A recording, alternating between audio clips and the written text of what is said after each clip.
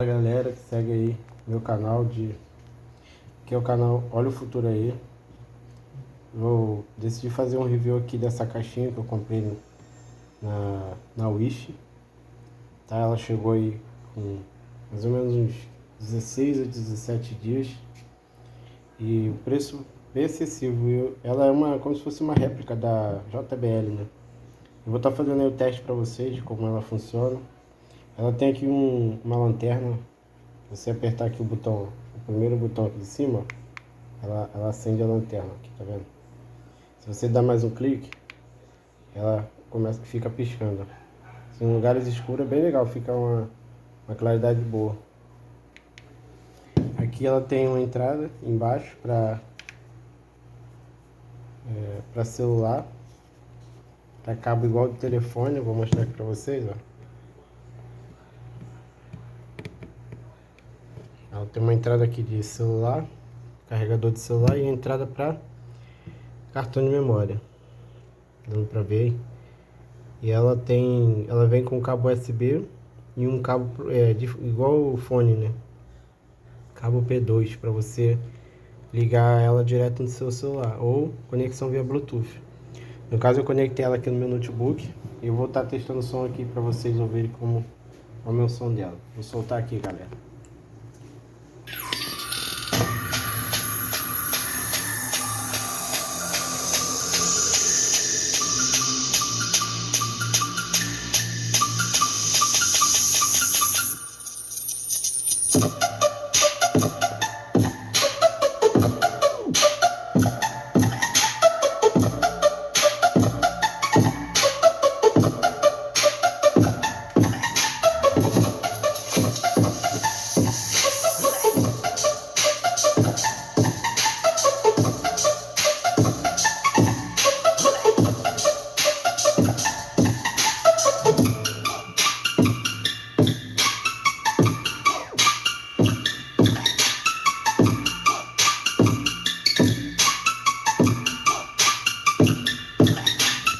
Então esse aí é o som da caixinha.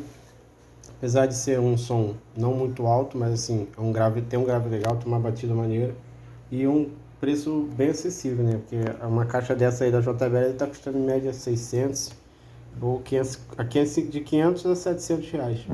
E essa aqui eu comprei na Wish por 150 reais. Então valeu a pena. Som legal, a durabilidade dela eu já testei, ela dura bastante tempo carregada. Em média mais 8 horas mais ou menos carregada tocando. Então assim, eu gostei do preço, eu gostei da qualidade do som. Vou estar testando aqui outra batida para vocês verem como funciona.